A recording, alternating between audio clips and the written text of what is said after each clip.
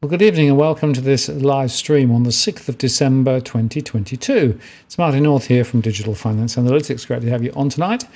And this evening, I don't have a guest, it's just me. And we'll be talking about specifically my mortgage stress models and all of the things that I've been working on over the last few days. Quite a complicated process at the end of each month to take all the survey data and then run it through and get the results. But that's all done now, so I'll be able to share some of that with you today. And then tomorrow I'll be sending that out to those who've subscribed via Patreon, as well as my commercial clients who also take the information each month. So that's the story. And we might just remind everybody that the 10-year bond at the moment, well, this is the Aussie bond, 10-year, 3.389. So a slight move up following the RBA announcement, but really nothing that dramatic, and considerably lower than the 4.247 that was there, well, not long ago really, middle of October. So there's been a significant fall in terms of the future expectation on rates, despite the fact that, of course, the RBA lifted today, as we'll discover in a moment. Anyway, let me just go here and we'll start the normal conversation. Just to remind everybody that this is actually not financial advice. We're not providing specific guidance. If you need a financial advisor, I'm not he. But we will be looking at our models and other things. Do please play nice in the chat room. The stream is moderated, but I do encourage you to share your thoughts and opinions and have some fun in the chat. This is as at the 6th of December 2022, if you're watching in replay. And if you want to get my attention, then use @WalkTheWorld. That'll make sure that your question gets into my queue, and that is then much easier for me to see it. I've also enabled Super Chat, which means that if you want to get your question to the top of the queue, you can. And also, of course, if you'd like to make a contribution to what we do here, that's always very welcome. We don't do this to generate profit. We do it because we think there's an important conversation to have, and therefore the super chats really help to cover some of the costs of what we do here, which are, well, mounting up. Frankly, there's a lot going on, so more of that in another show when I've got time to tell you about some of the things that I'm doing in the studio. Anyway, let's now go on to the statement by Mr. Philip Lowe. So this, of course, came out today. And the first point, of course, to notice is that they put the basis points up by 25 to 3.1%. So that's 3% from the ultra low.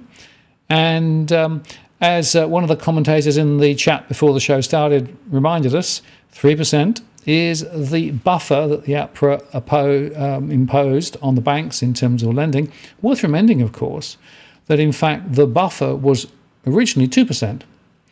And so a lot of people got those loans when there was a 2% buffer, and we're now at 3%. So that sort of tells you something about the likely trajectory of household finances ahead. So we're now 3%. And as you'll see, the RBA is, I think, signalling probably there might be a little bit more in the pipe there.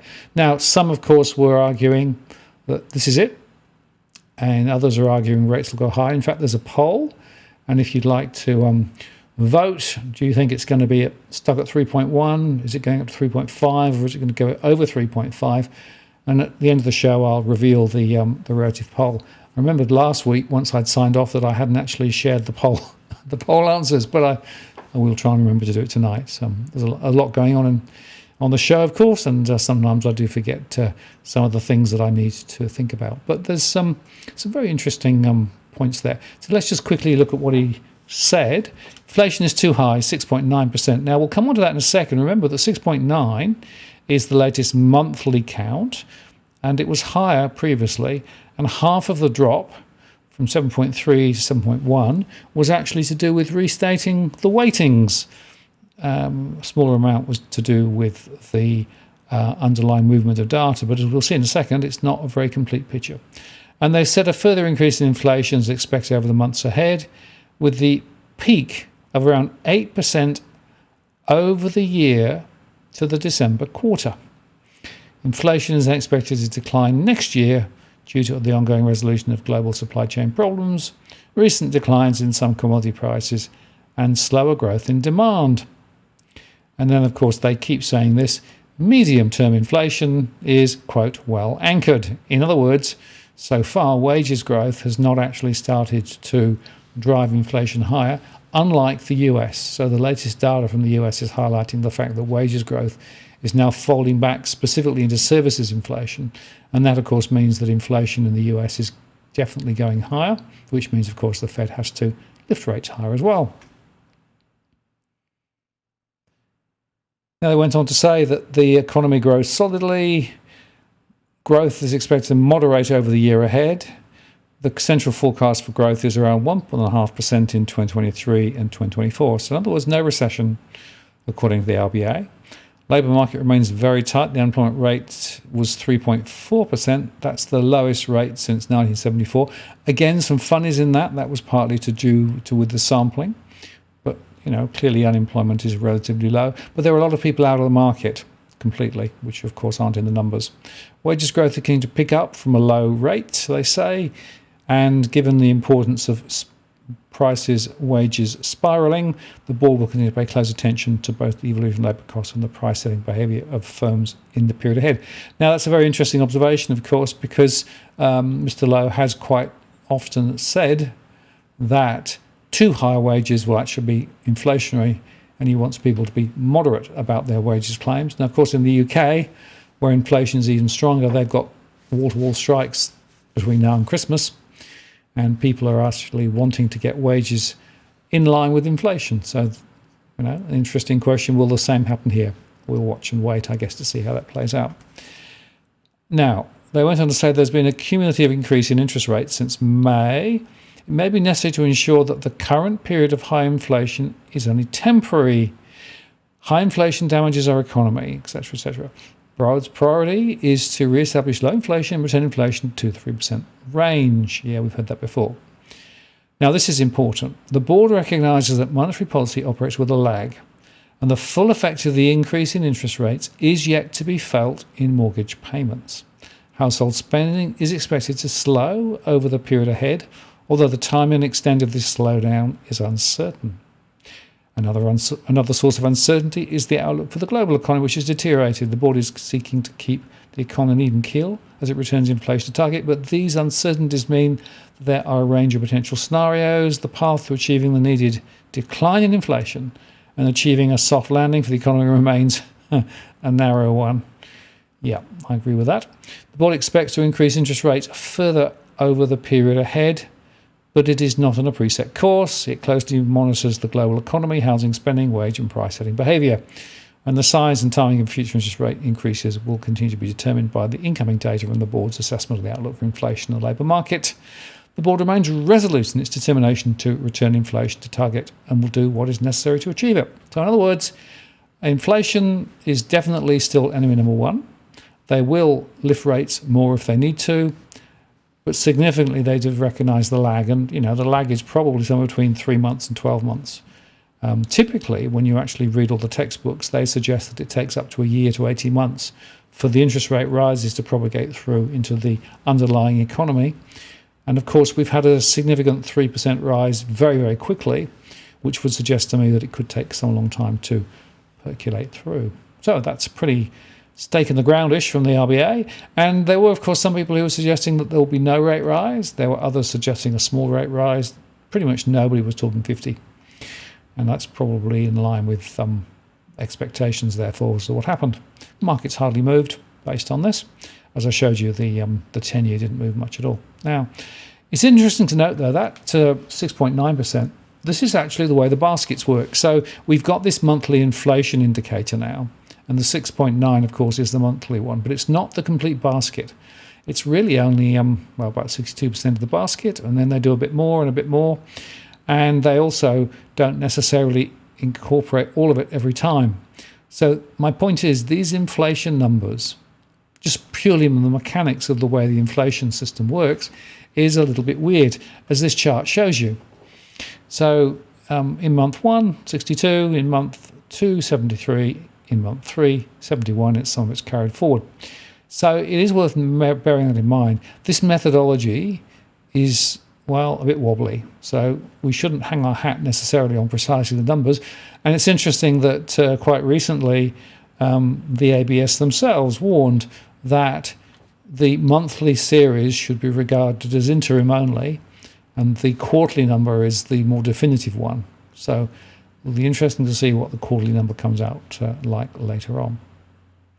Now, the other observation is the cash 30-day implied forward yield curve is now showing a peak of 6.55% in October and November next year. In other words, higher for longer. And by April 24, it's back down to 3.55. Now, just a few weeks ago, of course, this was well above 4%.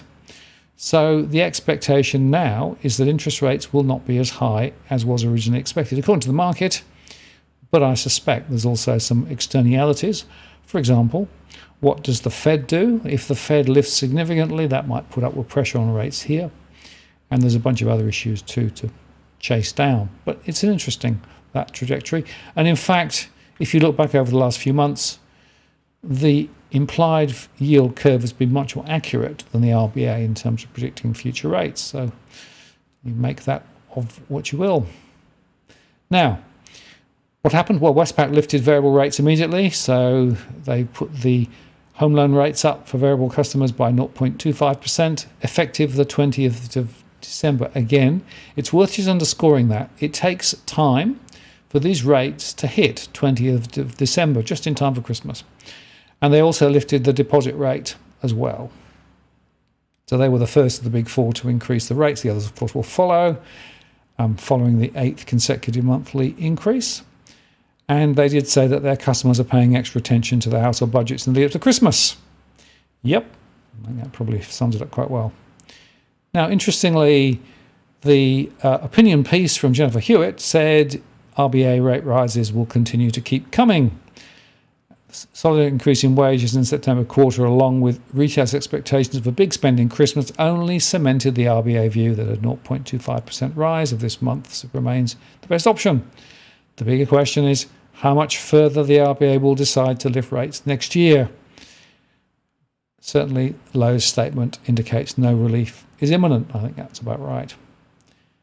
And interestingly, looking at it from a point of view of the property market, this is Ken Clear. Worst of RBA's rate pain is still a year off for property markets, and basically they're arguing about lags. So it takes time for it to work through, takes time for property prices to adjust. The lagged effects of monetary policy is arguably the biggest challenge facing the central bank. With inflation yet to peak, Lowe needs the 8 consecutive increase delivered since May to start making a bigger dent. It's going to take time.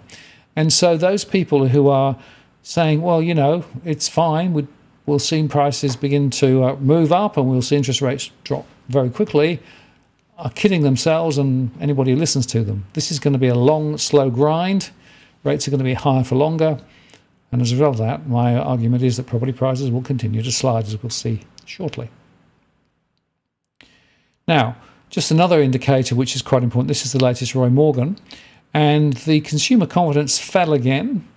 It's, right down low. Other than that one point at the beginning of COVID, it's as low as it's been for a long time. And this is a leading indicator. So this is another thing that I look at when I do my modelling. Consumer confidence is pretty weak. And I see that in my own surveys too. Now, the RBA is also, of course, worrying about house prices. And interestingly, the ABS today came out with their value of dwelling stock. This is the Mickey Mouse numbers they now produce because they don't produce full numbers anymore. They rely on CoreLogic, of course.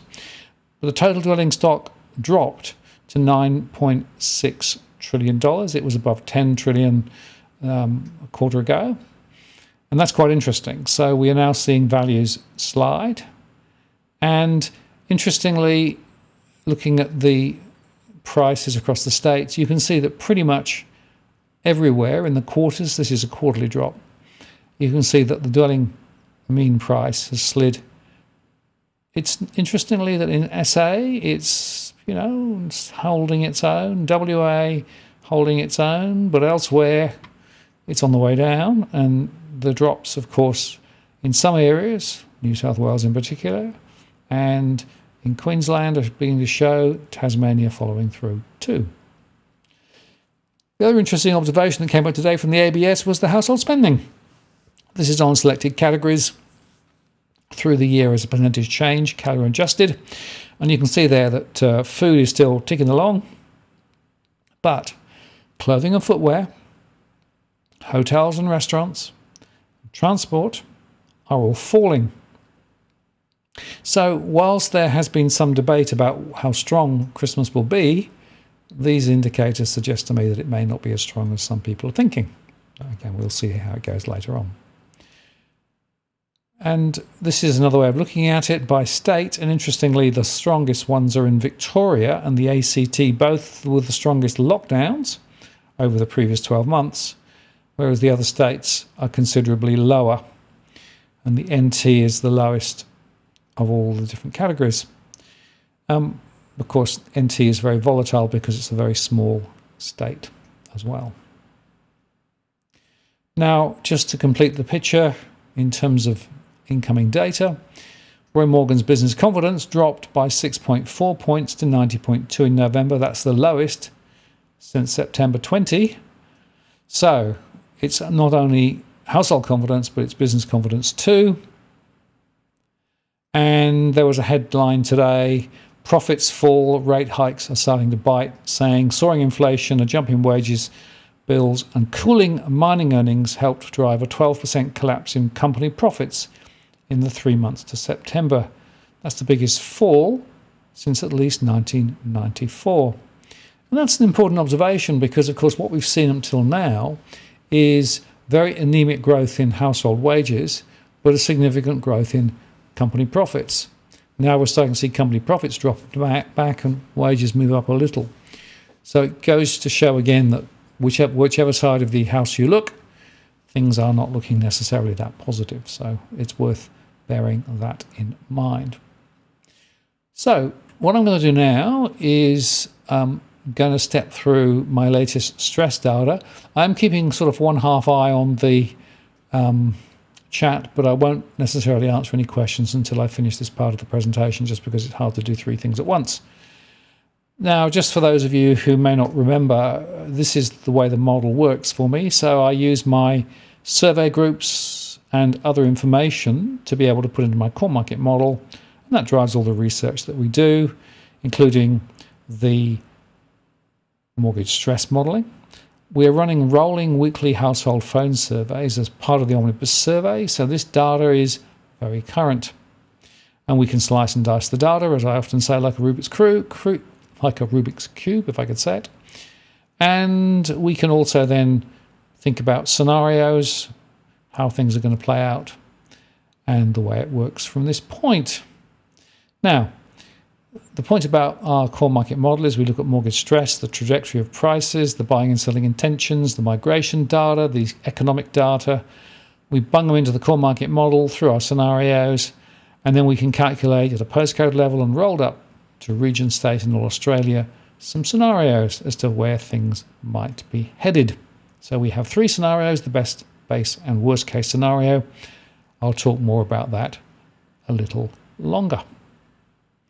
Now, also just let me say before I go on that if you are interested in a particular confidential conversation with me about a particular suburb, I do that through my one-to-one service. I can't give financial advice, but I can look at the underlying data, and I can look at things like stress, home price trend data, and look at a view of where the prices might be going. You can book a time now for a Zoom or phone discussion up to an hour, and there is a fee involved because there's quite a lot of work to put it all together. I'm quite busy on this at the moment, so typically booking 3 to 5 weeks out. And if you want to know more about that, if you go onto the DFA blog, the link is below, you can actually contact me by the blog, or you can go direct to the DFA one-to-one tab and get the information there. Now, let me just talk about stress now and the definition of it. This is really important because, of course, there are lots of different definitions, from 30% of income or taxable income through to underwriting metrics like Roy Morgan uses. They think there's about 1 million households in stress. But we define stress in cash flow terms, money in, money out. If households have more outgoings, excluding one-off discretionary items than income, we define them as stressed. If they have a mortgage, They are in mortgage stress. If renting, they're in rental stress. Investors with cash flow pressures are identified as stressed investors. And we also aggregate the data to estimate total financial stress at an aggregate level. And we can express it as a percentage of household, and the count, we think the latter is a better measure. And the reason for that is that the count gives you a quantum of the problem. If you have a very small postcode with a high level of stress, you have a high percentage but a small count. So it's less relevant than a large number of people in a particular area. So that's why we do it like that. So let's now go to mortgage stress in November 2022. This is the latest data out of the model. And it's worth just highlighting first rental stress. Come back just a little. It's at 60.85% of households. The reason it's come back is, one, people have actually switched to cheaper renting by moving into less salubrious apartments. Secondly, there was wage rise increases in the low-paid group, many of whom are renters, and that's now come through. And thirdly, there is more hours being worked and people are less ill than previously. So that's put the stress down slightly, but it's still massively high at 60.85%. Now, mortgage stress has gone up again. It's now at 45.8% of all borrowing households. And if you go back to February 2020, that was before COVID hit, it was at 32.9%. And you can see the long-term trend. Back over there in the year 2000, it was below 10% pretty much. So we've seen a regular climb, and that's, of course, because mortgages have gone up relative to income dramatically. Oh, and by the way, the household debt ratio from the RBA is 187.5. That's as at June and July. It'll be updated eventually. But, of course, that is a bit misleading because it includes all households, whether they've got debt or whether they haven't. It includes SMEs. The truer number is multiplied by 3 because a third of households have a mortgage, so it's nearly 3 times that, which is, close to 6 times, 5 to 6 times typical debt-to-income ratio, which is what I'm seeing in my models. Now, here is the data for November. And I'm showing here the total households, so 9.7 million households, the total in mortgage stress at 1.7 million, the total in rental stress at 1.88 million, and then we've got the breakout by stressed investors and financial stress. That's the total aggregate. And you can see here we've got 45.77% of those in mortgage stress, which is 1.7 million. And we've got 60.85% of rental stress, which is 1.88 million. And then we've got some investors who are stressed, and we've also got overall financial stress at 43.5%, which means that about 4.2 million households out of 9.7 million have some financial flow issue based on our definition. Now, where I've shown the yellow, this is an increase from last month. So you can see there that in the ACT, the New South Wales, NT, Queensland, South Australia, and Western Australia, there were increases. There were slight decreases in Tasmania and Victoria. For rental stress, there were increases in New South Wales, the NT, Queensland, and Western Australia. For investor stress in New South Wales, in Queensland, in Tasmania, in Victoria. And in financial stress, an increase in the ACT, the NT, Queensland, and Western Australia. Now, we can also look at it by segment, and this is quite an interesting view as well because it gets into the heart of how different cohorts are behaving. The most stressed group, from a rental perspective, are actually the multicultural establishment. They're the first generation Australians, so the new migrants, effectively, many of whom rent initially. We've also got a lot of young-growing families, and that includes a lot of first-time buyers, 84%, and that's 281,000 in mortgage stress. The largest percentage in terms of investor stress is actually the young affluents. Many young affluent people end up with mortgages on investment properties that are actually not necessarily performing very well. And as a result of that, they're doing worse than, say, exclusive professionals or some of the other categories. And the worst financial stress is amongst those young growing families, specifically in those areas where we have questions of first-time buyers. We can also just quickly go down the top postcodes. Now, I'm looking at this in terms of the count of mortgage stressed households. So the postcode with the most stressed households is in 2170. That includes Liverpool and places like that. Then we go to Campbelltown 2560 with 12,100. Then we go to Western Australian postcode 6065, which includes places like Tapping and a few other places with 11,000. Then we go to Toowoomba with more than 10,600. And then we have a series in Victoria. These are the high growth corridors like Roxburgh Park, Craigieburn, Donnybrook, Narrow Warren, Hoppers Crossing, Bergharkaway, Pakenham, all that great swathe, and all looking pretty bad. And then we come back to Riverstone, Marsden Park, 2765. And then we go to Camden, 2570, out to Ballarat in the regional area. Then Queanbeyan on the outskirts of the ACT, and then Merriwa in Western Australia. We go then to rental stress. Centre of Melbourne is where a lot of the epicentre of it is, postcode 3000, with more than 12,200 in rental stress. And beyond that, Toowoomba's the next with 11,000. Then we come back to Liverpool with more than 10,000.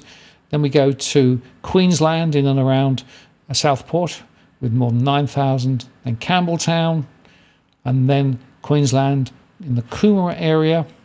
Then we go to Bidwell, Lethbridge Park in New South Wales with more than 8,400. And then we have areas around Logan in Queensland, Blacktown in New South Wales, Ipswich in Queensland, Waterloo and Zetland in New South Wales, and then we have Gosford up in the Central Coast, and then we go to Donnybrook and Roxburgh Park in Victoria. And for stressed investors, this is those property investor types. Again, not surprisingly, stressed investors in central Melbourne are having a great problem, as are in the outskirts of Queensland, Brisbane, around Newstead. And then we go to Bull Creek in WA, Leeming, and then we go to Hornsby Heights, Coomera, Cranbourne in Victoria, Labrador and Southport in Queensland, Parramatta and Harris Park, Wentworthville, Surrey Hills and Darlinghurst. There's some very interesting stuff going on here in this more affluent area. A lot of people are finding that they can't make their investment properties work and are now putting them on the market. Then we go to Campbelltown, Toowoomba, Matraville and Randwick. And finally, financial stress. This is the aggregate of all the different categories rolled up to the highest level. So the most financial stress in the country in a postcode is in Toowoomba, 4350, followed by Liverpool, 2170, Campbelltown, 2560, Donnybrook and Roxburgh Park, Craigieburn, 3064, then Hoppers Crossing, then Melbourne, 3000.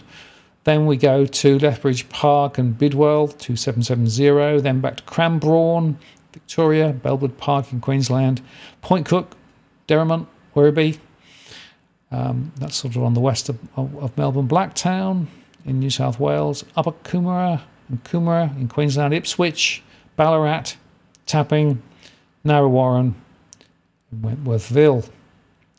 So you can get a bit of a feel there of some of the things that are going on. Now, a lot of those are high growth areas where there's been a lot of new development, a lot of new people piling in and buying or renting property in those areas, often with limited infrastructure.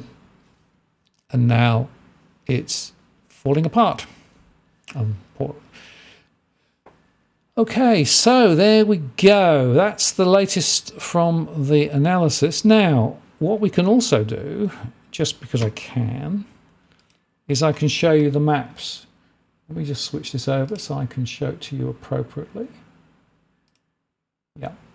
So this is the map of areas around Liverpool and towards Sydney. If we come out just slightly, you can see here, as always with these maps, what we have is the count, with the red being the highest count, more than 8,000, and then the blue is the lowest count. So you can get a bit of a sense of what's going on. And, you know, as you pull out, you start to see considerably red areas in Western Sydney. There are a few pockets closer in, not necessarily so many, but enough to sort of know that you've actually got a few issues. But you can see here, from the hills to the north, down through Liverpool and places like that, Campbelltown, and so it goes on. And my point here is this now gives us quite a good indication of where some of the price falls will be most significant going ahead. Now, we can, of course, look not just in Sydney, but we can go to, let's go to Queensland, shall we? Go to 4,000. Right, so we start there in the centre of Brisbane, and we can pull out, as we always do.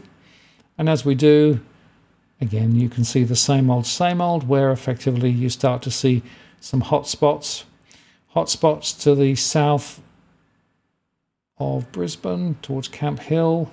Hot spots also as we move further out to the north and to the west. And then we start seeing places like Ipswich. And if we pull out a little further, we can start seeing even down towards the Gold Coast, we have a few issues too. Now, obviously, the total population density is lower here, so that means that we don't have quite so many really dark areas, but nevertheless, it's quite significant. And I will just acknowledge that super chat. Thank you so much. I really do appreciate it, and glad you found the information really helpful. And I will also, just from Jason, whoops, try again. Missed it. Try again, Jason. Try again. Okay, what's happened with that? Yes. How does Brisbane look? And do you track insurance costs in your data? Yes, I do. So we do have insurance as a category of costs. And there is, of course, as you said, the Olympics sloshing around in the background. I have to tell you, though, that the more recent issues with regard to the flooding are more significant at the moment. Thank you for the super chat. Okay, let me just go on with this little story. Let's go now to Victoria, 3,000.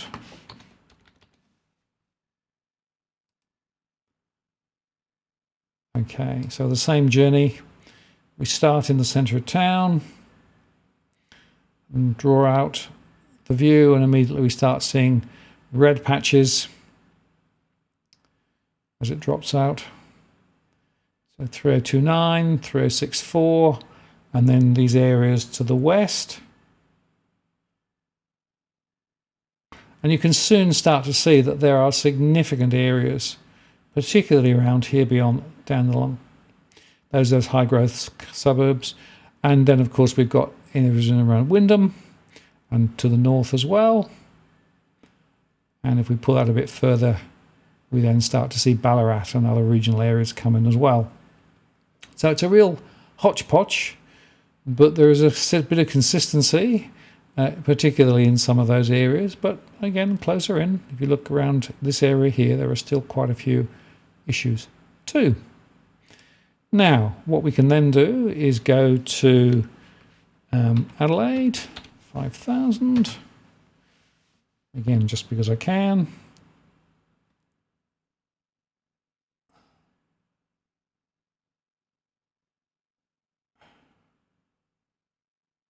I've just seen a very provocative question about which dog has is the most favourite. Gee, I'm not sure I should whisper it even at all, but I might give you a clue a bit later.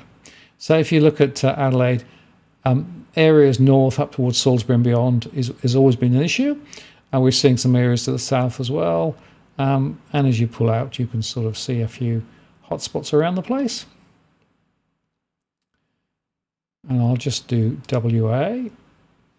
For those wanting a more detailed mapping session, I'll probably make a separate show, and I'll do the same for the rental as well, because it just is a little bit boring to be repetitively going, I think, to every location. But it does sort of make the point. This is Hobart.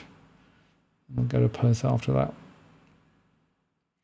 Now, the reason I've gone into this one here is because we're starting to see some very significant developments in and around Tasmania, with property prices falling, with incomes not rising, and with cost of living very strong. So the stress levels are quite high. And in fact, if you were to go up to Devonport as well, you'd also see quite a lot there too.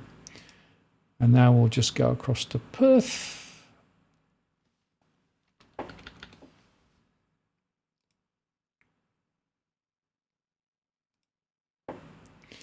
And it's the same old with Perth. You know, there are a few hotspots closer into the centre of town, but as you pull out, you can see to the north and to the south in particular, the hotspots start to get quite coloured up. And as you go up the coast and down the coast, Wanneroo is a significant hotspot, as you can see there. So you can see closer in, it's around Subiaco, it's not too bad. But when you actually look for the north, or indeed further south, down towards Rockingham Way and beyond, Mandurah, you can see that the numbers are, you know, significant enough to be troublesome. And if you go inland towards Armidale there as well, there's still quite a lot of numbers that are concerning. So that gives you a bit of a sense of what's going on with the stress mapping.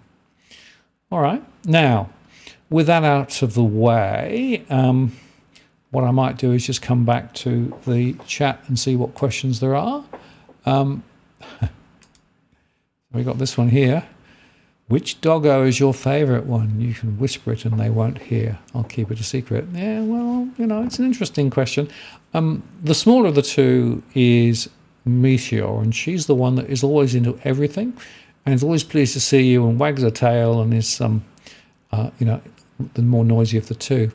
Luna, the slightly bigger one, is more laconic, and she's sort of a little bit more laid back and a little bit more, what shall I say, highly strung. So the way I think about it is that Meteor's a really smart one. Luna's the, you know, the very sort of, what shall I say, goes to it with all, you know, great sense of urgency and, you know, very great enthusiasm. So they're very different. I like them both. I can't really pick.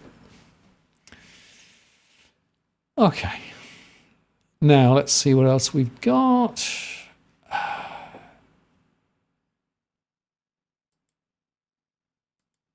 This one here.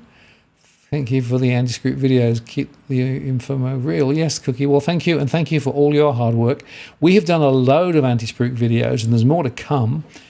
Just to explain, anti-script videos are where Cookie pulls out the latest price falls, and then I go through the detail, and we've worked out a mechanism now where it's a bit quicker to produce. So I've got Tasmania to do, and I've got a few other places that he's been throwing me. But, you know, the bottom line is prices are sliding, and sliding quite fast. So it's pretty significant, I think. So thank you for that, and for the super chat. Really appreciate it. Okay, so just have a quick look down the chat, see what else there is going on. I think I've mispronounced a couple of places. Thank you for that, for correcting me.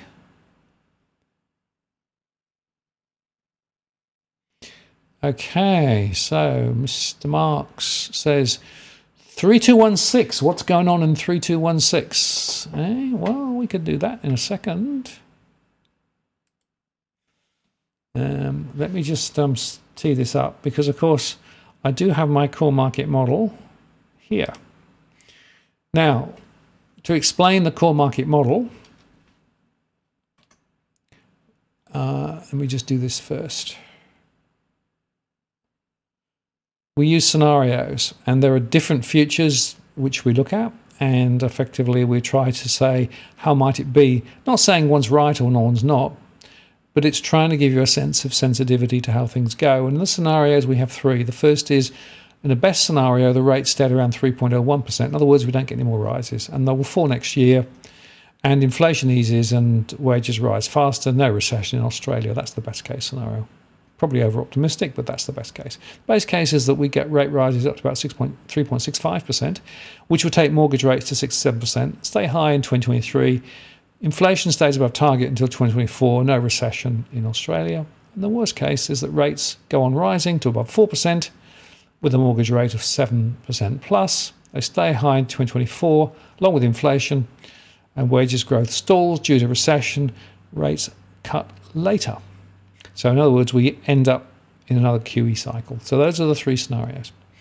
Now that's relevant when you actually come to look at the information. This happens to be postcode 2000, which is quite a good place to start, and then I'll look at the other one. And what we've got here is the latest information from the model. So we have how many households in the postcode, who are borrowing, renting, and how many investors, and how many own outright. We also know mortgage stress information based on number and percentage. We've got the scenarios for both houses and units over the next 3 years. This is a cumulative move. We've also got information on the income from the ATO and also from the census. We've got property profiles, so the combination of units and houses in the area. People ratio, which is the proportion of people to properties. How many were vacant on census night? So in this particular one, in postcode 2000, 25.1% were vacant according to the census. More than 3,800 properties vacant. And then we have gross and net investment yield at 3.9 and 0.9. And then this is where it all comes together. Disposable monthly income. That's an average for the postcode. And then we see what proportion of that goes to pay the mortgage, typically. In this one, $3,360 a month, or 41.6% of disposable monthly income. And the typical rent is $3,114, or 38.6% of disposable income. So that really gives you a sense of why these things happen. And then these metrics all flow into the scenario. So the scenarios are sensitized to disposable monthly income, stress data, and the other things that are there. So that's how we do it.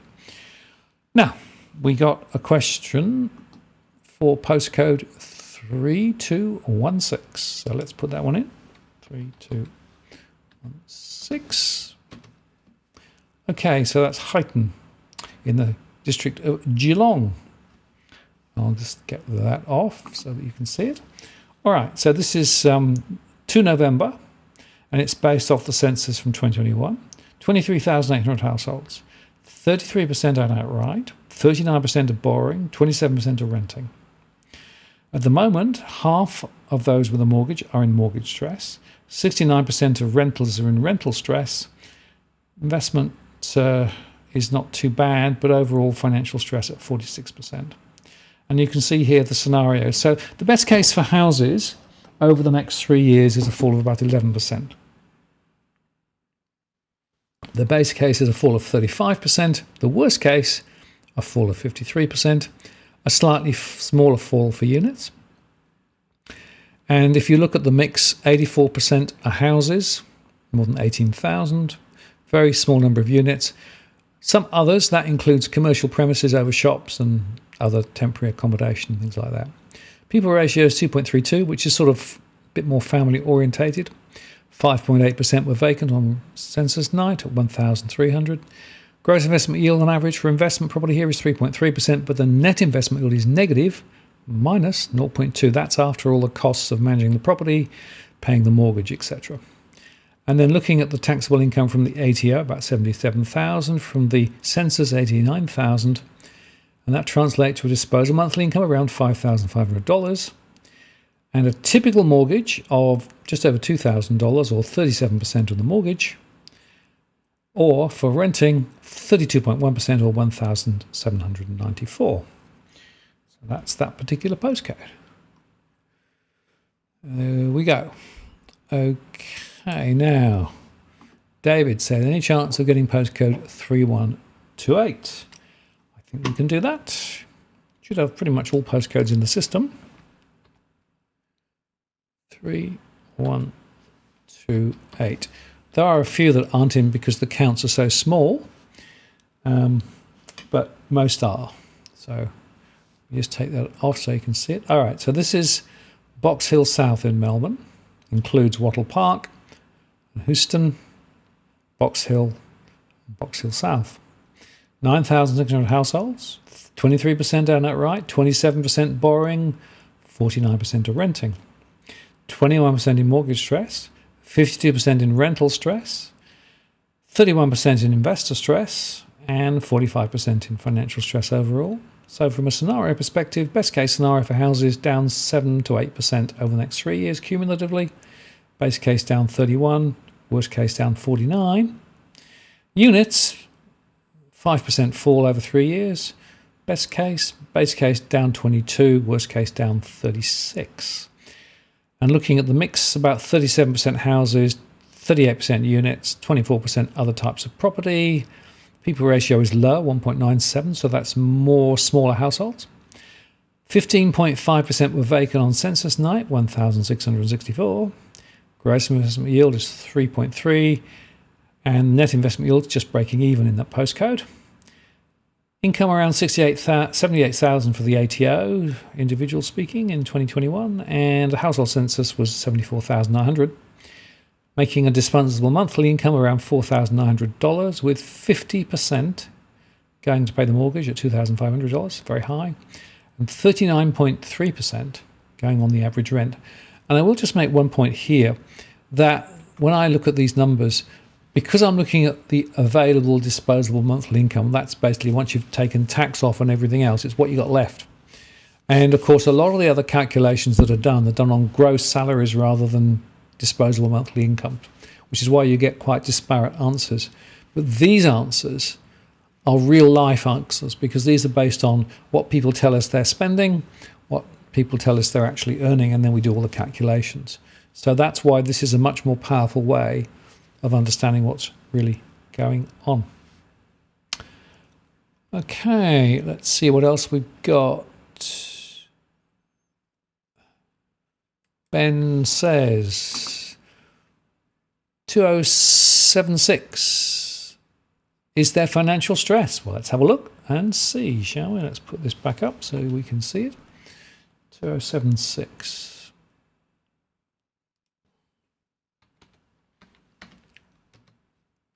Not a lot.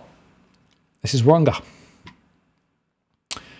So, 8,700 households in the postcode, with 36% owning outright, 46% borrowing, 17% renting. Mortgage stress is at 20%, 803.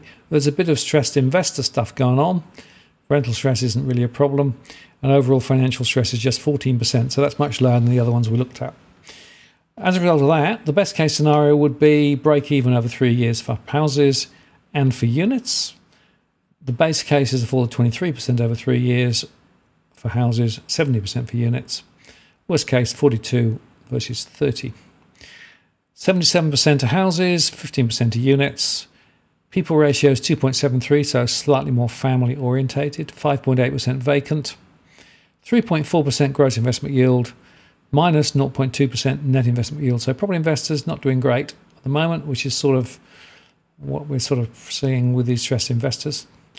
And disposable monthly income, $7,600, with 51.2% going on the typical mortgage at $3,900, and 39.3% at $2,990 going on the typical rent.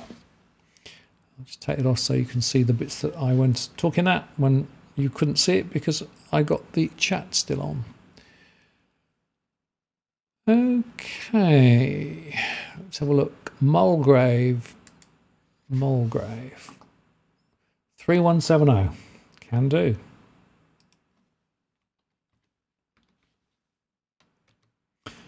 Okay, so this is Mulgrave in Victoria.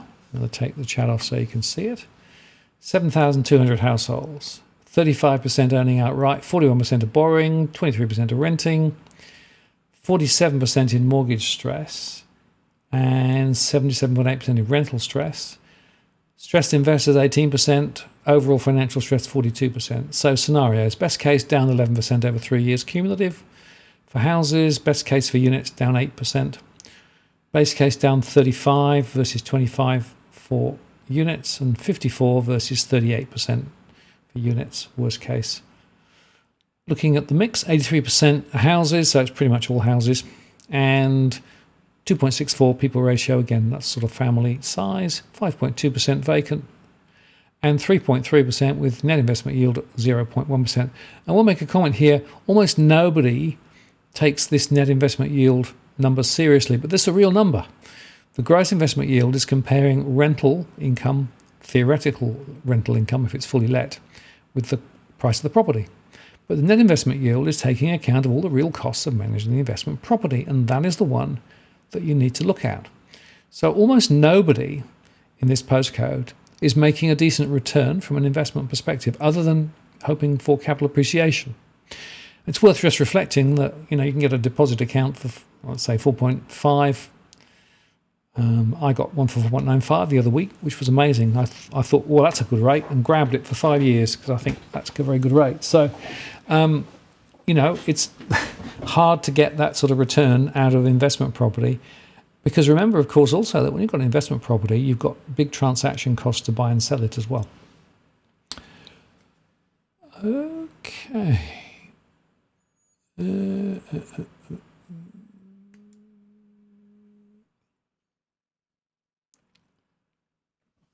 What's this one? Could I do 2069? I could.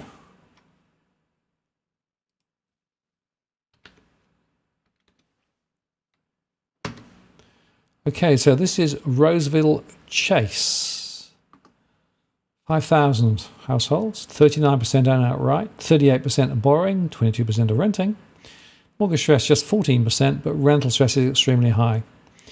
And there's stressed investors as well, and overall financial stress is 60%. That's pretty high. As a result of that, scenarios are best case at down 20% over 3 years, base case down 44%, worst case down 63%. This is for houses. For units, down 14, 32 and 46. And looking at the mix, 75% of houses, 20% of units, and 3.5% other types.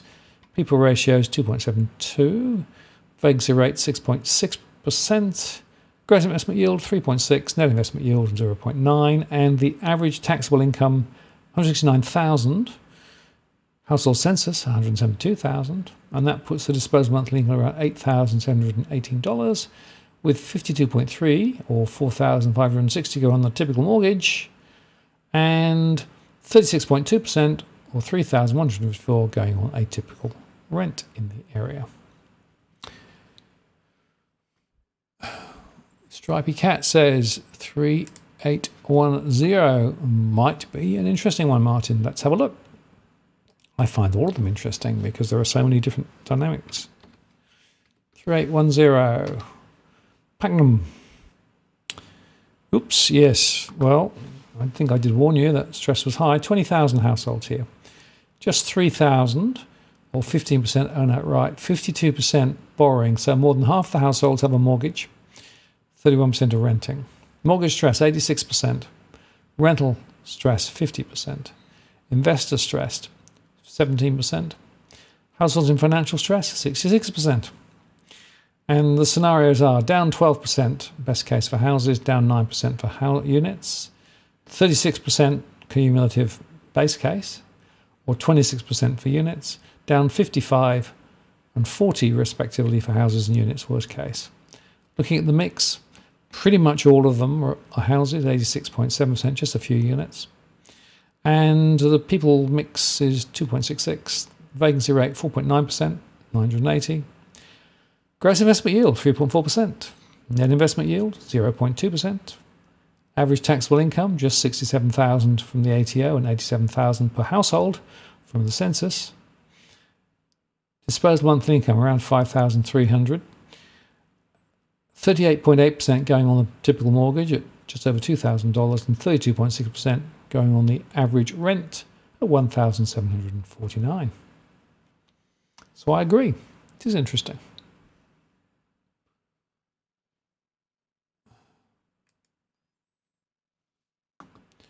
Cookie Boy says 2902. Yep, coming along. Always happens. I get so many requests and I can't necessarily get to all of them. So just hang in there. If you don't see me doing it immediately, I'll try and come back to it. Okay, so this is Canberra. Let's get rid of it so you can see it. Canberra. 6,200 households, 33% own outright, 45% are borrowing, 20% are renting. Pretty much everybody's got mortgage stress and 61% of rental stress. And overall financial stress is 59.8, so it's pretty excruciating. 13% down, best case for houses over 3 years. 9.6 best case for units over 3 years. Base case down 36% and 26%. And worst case down 55 or down 40% for units. 84% for houses, very small number of units. 2.44 is the ratio, people to properties. 4.7% is vacancy rate, and 4% versus an investment yield of 1%. ATO reported $85,546 on average per individual. Household census reported $114,000 per annum per household. And that gives us a disposable monthly income around $7,400, with 32.4% going on the typical mortgage, $2,400, and just 26.9%, or $1,993, going on the typical rent. Okay, what else? Can I flash up? I'm not sure how easy it is to flash something up, but I'll give it a go. Hang on, see if I can do that one. Can you just flash 5117 up for 2 to 3 seconds? Yeah, well, we can try that. 5117. This is Angel Vale or Angle Vale? Not sure. So there you go. It's a low count. This is a very small count. So just be careful with these, because what it basically says is, statistically speaking, this is a bit of a problem. But nevertheless, stress is high. Scenarios are for falls. And the actual disposable monthly incomes aren't too bad. Mostly private houses, of course. And look at this net investment yield. 2.3%. That's one of the best ones we've seen tonight. So it's a better place to own a property for investment purposes. I'm just going to get rid of that one. We always get the old flyby.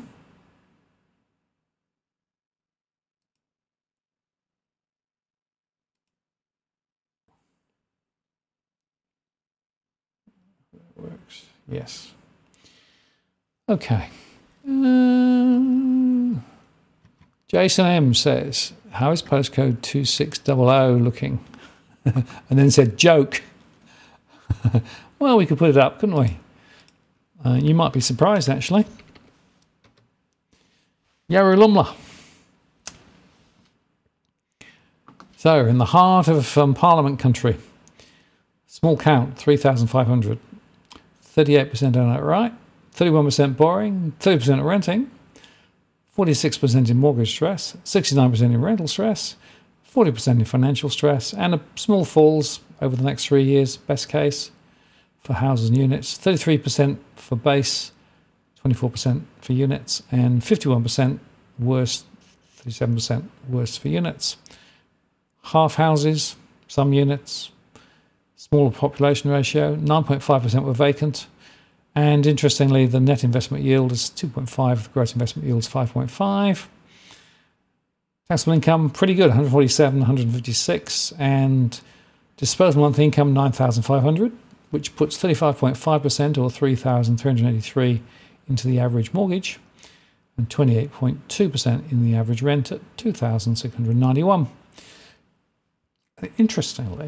Interestingly, I found that quite a lot of stress going on in the ACT at the moment, as I may have mentioned a few times. And if I may, I will just remind you, please, to like the post.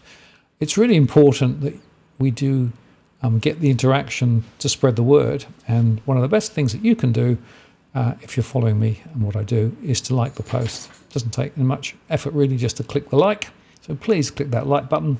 It is greatly appreciated, and it shows your support and appreciation for what I do on the channel, and it helps me to get the word out. And at the moment, my belief is that this is a really important conversation to be having with people, because, rubber's hitting road in terms of the stress levels that are going on at the moment. All right, now let's see what else we've got. There's one here. 4551. Says Andrew, yeah, we can do that one. Run that back in and switch that back on so you can see it, and get rid of that so I can, okay. So this is Little Mountain in Brisbane and Moreton, 27,000 households, 34% outright, 35% of borrowing and 30% of renting.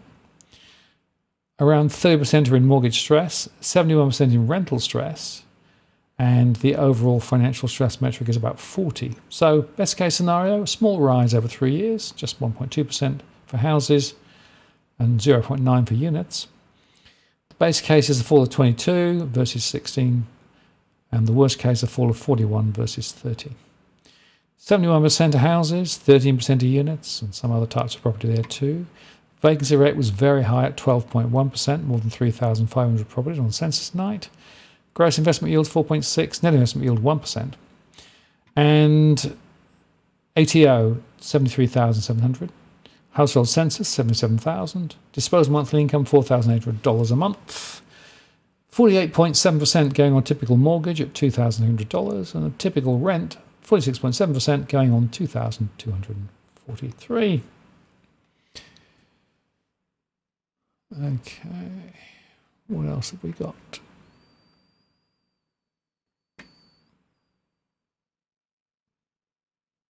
Lots of polys don't live in Canberra.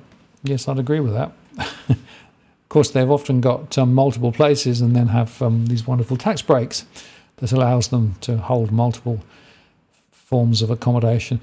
If you look at the holdings of Polynesians, I've done a bit of work on that a little while ago, they are, on average, more leveraged into property than any other sector in the economy. So I wonder to what extent the decisions that they take are actually in their own interests because they own property versus the interests of the broader community. I just leave that hanging because I don't know the answer. But it is interesting. And in New Zealand, there was some work done which made precisely the same point.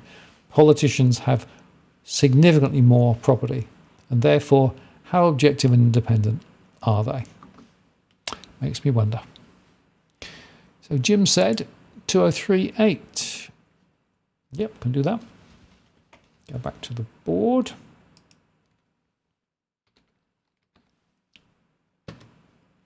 This is Annandale, so inner Sydney. Within Leichhardt, 4,000 households, 24.1% own outright, 32% of borrowing, 42% of renting, a quarter in mortgage stress, 75% in rental stress, quite a lot of stressed investors as well, and 70% of households have financial stress problems. Now look at the best case, down 19 for houses, down 13 for units. The base case down 42 versus 31. Worst case down 61 versus 45. 22% are houses, 28% are units, and 48% are over commercial properties and other types of property. People ratio is just over 2. 10.8% vacant on census night, which is high. Gross investment yield 3.3, net investment yield 0.3. $126,000 per annum from the ATO, or $139,000 per household from the census. Disposable monthly income $8,500. 48.7%, $4,160 for the mortgage, and 33.2 or $2,841 on the average rent.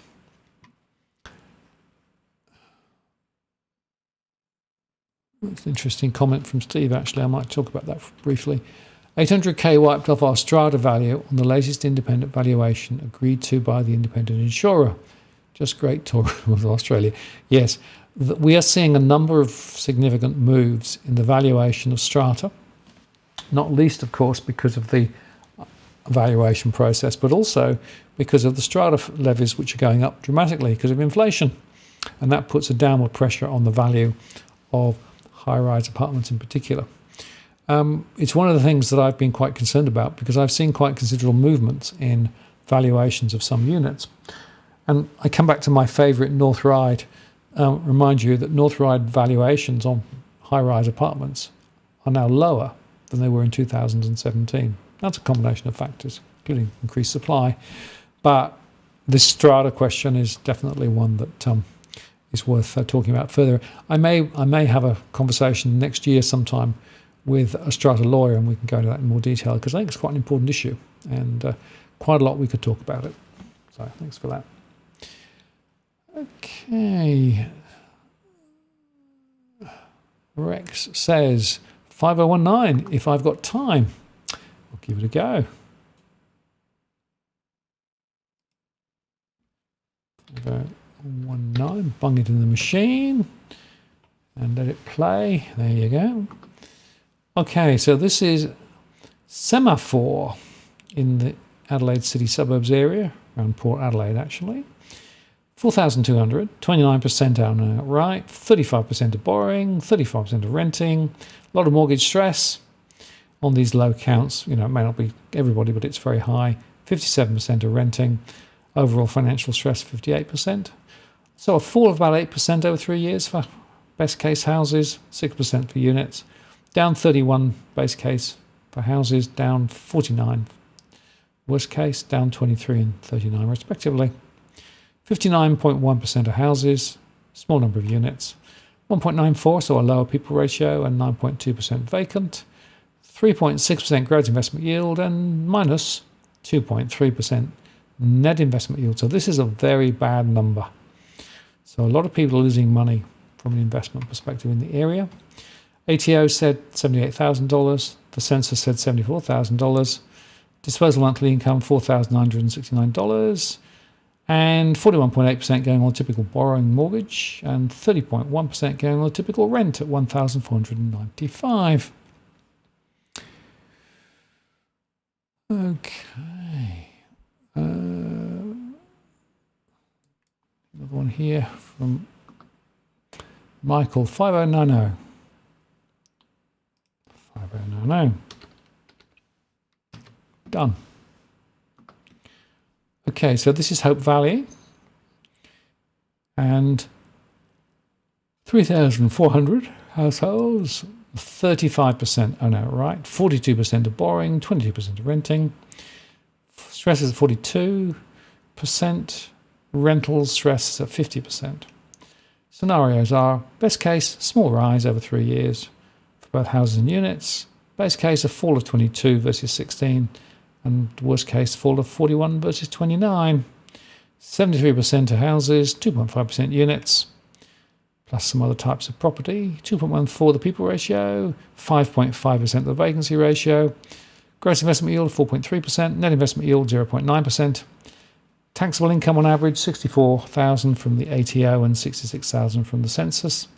Just over $4,000 disposable monthly income, with 44.5% going on typical mortgage, and 39%, $1,595 going on the typical rent. Okay. 2158. Ben says 2158. Okay, so this is Dural. I don't know. Okay, 2,900, so small. And 41% own outright, 41% of borrowing, and 14% of renting. No sign of stress anywhere. So a rise of 5% over 3 years for houses and 3.9% for units. That's the best case.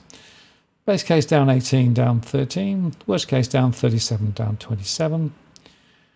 82% of houses, 7% units, and the people ratio is 2.87. Vacancy 5.8%, just 171. Gross investment yield 3.6. Net investment yield 0.4. Taxable income typically $138,000 versus $132,000 per household.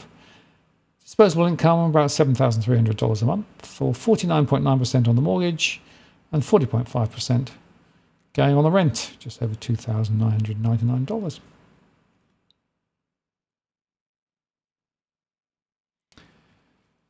Okay, so David asks a very pertinent question. I was wondering, Martin, can we purchase a PDF of those data sheets on postcodes we choose? So there's a few different ways.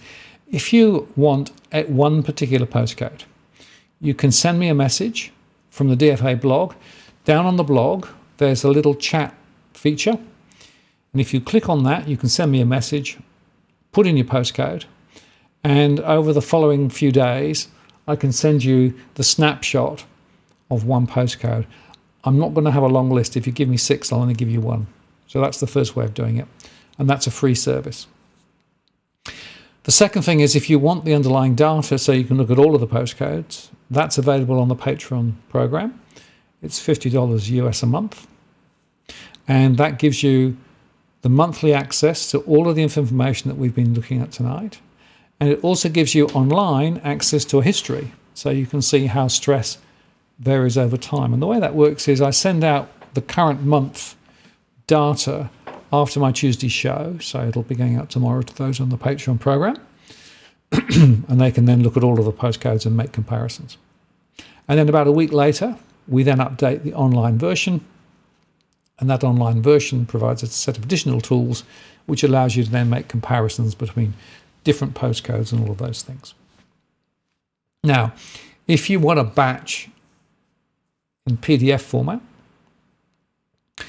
you can contact me via the web, again, using that chat, and we can work something out. But there's a cost involved if it's more than just one, because it takes time to do, and time is money. So there's a few different permutations, scenarios, or of course you can play back the show and screen capture the ones that I've shown tonight, because I'm giving this all away for free, which I think so. Frankly, quite generous of me, but that's fine, because I think it's important to get this stuff out there, and I've got all the work, so I might as well flaunt it. But that's the story.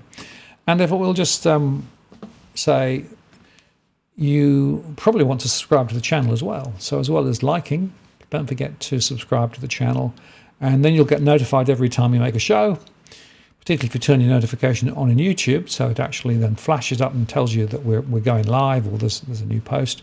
We post every day, of course, pretty much every day, and quite often more than one post. So that's the best way to keep informed with everything we do. And then you also get notice, of course, of when I go live on my Tuesday evening, which is the live show of the week. So we do normally one live show. Occasionally we do two, but mostly one live. And the rest are recorded shows.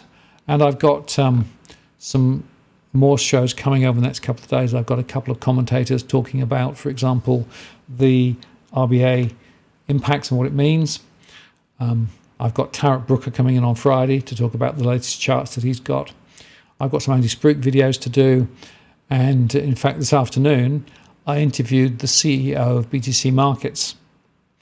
I wanted to get her latest view of crypto and how that's developing. So that's going to go up as well. So there's quite a lot of stuff there. And as I say, if you do actually remember to subscribe to the channel, then you get notified. Okay. David says, thank you very much for the information. Appreciate it. Glad to help. Jim says 2037. 2037 it is. I'm not sure I've done. I get to the point where I can't remember whether I've done them or not. Glebe. Okay, no, I haven't done Glebe, so let's put that one back up again. 2037. Okay. Glebe in Sydney. 7,985 with 18% owning outright, 18% borrowing, and 62.9% renting. So it's rental heaven. That's, of course, because the university not far away. 44.5% in mortgage stress, 78% in rental stress, 54% in stressed investors, and 69% overall. Not good. So, scenarios. Best case scenario, fall of 16% over cumulative 3 years for houses and 12% for units. Worst case, down 59% and 44%. Looking at the distribution, only 4.5% of houses, most of them are units, more than 50%, and other types of property, including, of course, over commercial properties and shops. Low people ratio, because people tend to be living on their own. 13.6% were vacant on census night, and the gross investment yield was 3.6. The net investment yield just 0.4. Taxable income on average 115,000 from the ATO and 104,000 from the census. Disposable monthly income about 7,158, with 50.3% going on the typical mortgage, 3,600, and 34.5%, or 2,467, going on the typical rent. And Carl says Newton 3220. Yep.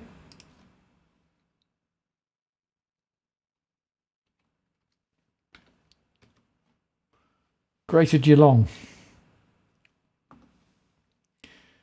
Okay, 7,350 households. 34% own outright, 30% are borrowing, and 35.4% are renting. 85% are in mortgage stress, 58% are in rental stress, and 49% are in financial stress. Best case scenario down 13% for houses and 9% for units over 3 years cumulatively. Worst case down 56% and 39%. 67% are houses, 10% are units, 22% other types of property. People ratio is just 2. 3.1% gross investment yield minus 0.1% net investment yield. And the income, 102,000 from the ATO and 98,000 from the census. The total monthly income around 6,600 with 38% going on the typical mortgage and 27.1% going on the typical rent.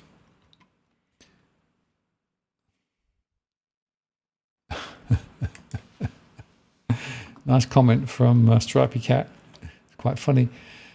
Tell Tarek, as cool as a Star Wars X-Wing is, he needs a change of shirt. There's normally people complain about my shirt, but I'll pass that on to Tarek. I'm sure he'll be amused. I have a feeling that he probably wouldn't take much notice, but I'm happy to pass it on for what it's worth. Okay. Interesting comment from here. I read an article about the ACT that said cafe owners couldn't attract staff from outside Canberra because they couldn't pay them enough to cover the cost of doing. That's absolutely right. That's why I highlighted the fact that the ACT stress is rising significantly. The financial pressures in and around the ACT are dramatic. And, it's fascinating to watch that play out. And you're dead right. That's a very important point. Okay. One here. Rowville 3178.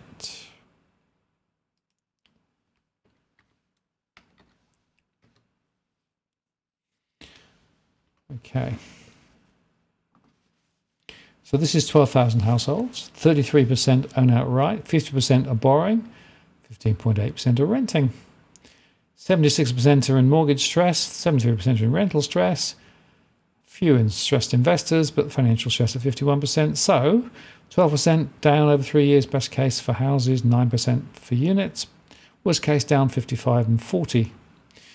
Looking at this, 91% of houses, very small number of units, 2.76 the people ratio, 4% vacant, 3% gross investment yield, minus 0.3% net investment yield. Individual ATO down 77%, and what am I saying? Individual taxable income $77,000, household census down 114. Oh, gee, I'm getting tired. $114,000. It's been a big day today. A lot going on. Did a lot of interviews and things earlier. Gross was there. The net disposable 7,100. 34.6 versus 30. That's 2,466 for the mortgage, or 2,198 on average for the rent. Okay, let's have a look. Stormboy says, can you do 7467? Probably can. I know I've missed a few and I apologise for that. I can't necessarily do all of them. Now, the first thing to say about this one is that it's a low count. So got to be very careful on such low numbers because statistically speaking, it's probably not that accurate.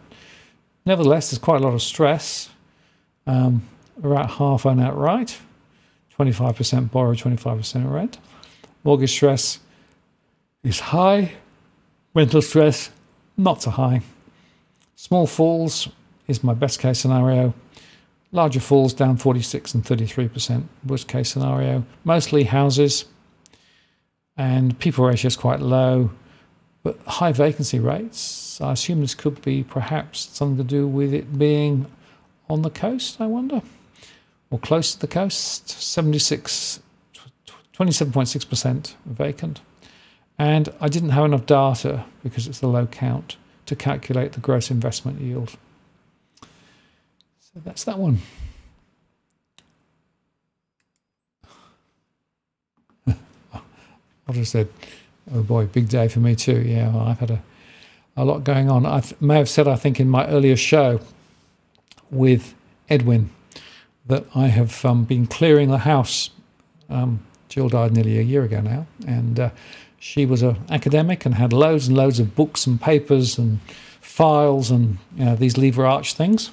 And every time I opened a cupboard, there was another bunch of papers. So I ordered a 9 cubic meter skip. And I'm taking files and books and notes and papers and everything and throwing them in the skip. And I spent a merry couple of hours doing that today, and I quite wore myself out. So but it needs to be done, and it's quite a liberating process, actually. Now I feel I'm sort of able to do it. So, yeah. As Kimber says, sign off, Martin. If people want postcodes, they can make a donation for the privilege. Well, that's probably right. We're at 9:21. I'm going to call it, I think, in terms of postcodes tonight. So I know there are a lot more requests. And as Kimber said, I am tired. Yes, I've had a busy day. A lot of stuff going on. A lot of interviews as well as the other stuff. And Stripey says, great show, Martin, as always. Thank you for the great work you do. Yeah, well, I think this is important, particularly now. Look, as I go to the end of the show, let me just pull this back up. So we talked about our scenarios. I do want to make this point. There are many people now who are really feeling the pressures of financial strain at the moment, and it's going to get worse. And as I quite often say, you need to actually get a grip now. I do recommend the National Debt Helpline if you've got significant issues. It's a free service provided by the government, 1-800-007-007. And I do recommend this for people who've got issues with a debt burden that they can't cope with. They are extremely well qualified and they go out of their way to help. So make a note of that if you've got financial pressures. What I generally say to people is, if you've got this building, you've got to understand where you are. So build a cash flow so you can see where the money's coming in and where it's going out. Then secondly, make sure that you understand what is critical, so prioritize the right things, and then start working through it, looking at high debt, interest rate debt first, looking at the other things. There are various mechanisms that can be used, but you see, I don't think this is going to get easier, because as I said earlier on, this is going to flow through and it's going to create more pressure for more people. And therefore, it is very important that you start taking actions now. And as I said, I was doing an interview on the radio earlier, and I said, if you actually know next year that your fixed rate's going to go up, start planning for it now. Put some money aside into an offset account or into a savings account ready for that. So you've trained yourself to be ready for that significant uplift when it comes. There are things you can do, but don't ignore it, because it's going to get more difficult ahead. We're going to see more people struggling. The data is quite clear, I think, that this is going to be a significant pressure. Jason, thank you so much. Really appreciate your contributions as always. Appreciate your work, he says. Appreciate all the opinions and all the chat. Yes, it's good to see so many different voices and opinions, and thanks everybody for sharing all of that. And we'll see you on the next stream, of course, as always. Yeah, excellent. Now, just before I go, let me just take you through my last few slides here. So we've done the debt helpline, 1-800-007-007.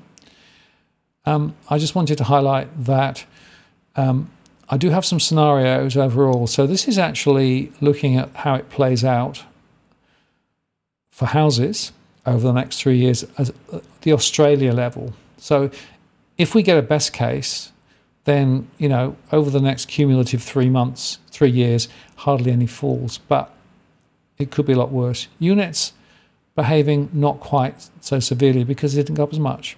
So that's coming out of the model at a sort of an aggregate level rather than the individual postcode levels, but it's the same modelling principles. Okay, now the blog contains a lot more data. Do go across the digitalfinance.com/blog, and there you'll find the chat feature if you'd like to send me a message.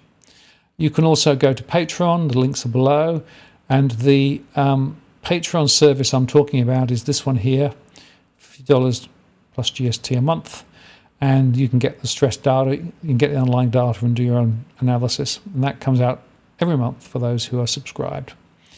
You can make a contribution, by the way, if you'd like to help me as well via PayPal. There's a link there, or indeed I still take Bitcoin, whatever the value of Bitcoin currently is. There's also merch. But before I go, let me just tell you that the next live show, this is next week, will be with Cameron Murray. Now, he republished his book from 2017, Games of Mates, How Favours Bleed the Nations as Rigged, How Networks of Powerful Mates Rip Off Everyday Australians. So we're going to discuss that, and it's also his broader perspective with regards to his economic modelling. He's an academic, of course. And he's arguing that we've got a very unequal country. And so we're going to go into that in detail next Tuesday. So mark your diaries on that. Okay, so one last push of the dogs. They're still there, sound asleep. I don't think they've moved at all. It's very, very, very, very interesting to see them. And Otto says, good advice. Yeah, thank you. Yeah, well, it is important to plan ahead. I agree. Sound asleep, indeed. Yeah. I have to say that they do spend a lot of time sleeping. I think they know a good thing when when they get it. Actually, I would say. So I want to say thank you very much for spending the last hour and a half or so with me, and for all the questions. I'm sorry I didn't get all the postcodes, but as I say, there are ways when you can follow if you'd like to follow up. And I'll look forward to seeing you next week on the live stream with Cameron. And of course, during the week with our released shows. Keep safe, and I hope that you are able to deal with the financial pressures that are building. And as I say, there are steps that can be taken, so it's worth planning ahead. And once again, a quick shout out to Cookie Boy for all his help on the Andy Spruik videos. Couldn't do it without you, Cookie. Keep up the great work. We've got a lot more of information that we're going to be sharing, I think, and people, I think, will be quite surprised. I noticed on Twitter quite a few of the people are a bit horrified by how many falls there are and how big they are. So we will keep the anti-spruits going for as long as we can. So thank you very much. Take care. Have a good evening. And I will see you next time. This is Martin. Wait a minute. Poll. I forgot the poll. Yeah, we must do the poll before I go. So what was the answer? Has the RBA finished its hiking cycle? 6% says yes, we're at 3.1, it won't go higher. 37% say no, it will go up to about 3.85, and 57% think it'll go higher than 3.85. So there we go. That's pretty interesting, isn't it? And I guess it shows that, with me, we are sort of effectively saying that it is likely, very likely, that rates will go a lot higher than people expect. So that's good to know that we're all thinking the same. Thank you very much. Have a good evening, and I'll see you next time. This is Martin North from Digital Finance Analytics, signing off. Cheerio.